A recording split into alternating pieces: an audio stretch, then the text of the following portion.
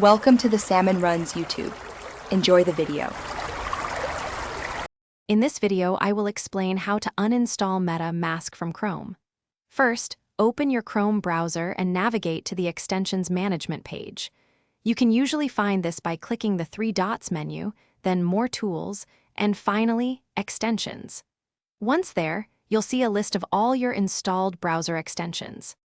Now, scroll through your extensions until you find MetaMask. It should be clearly labeled.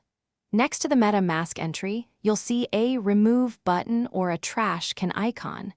Click this button. A confirmation dialog will appear, asking if you're sure you want to remove MetaMask. To finalize the uninstallation, click Remove one more time in the confirmation pop-up. This action will instantly remove the MetaMask extension from your Chrome browser.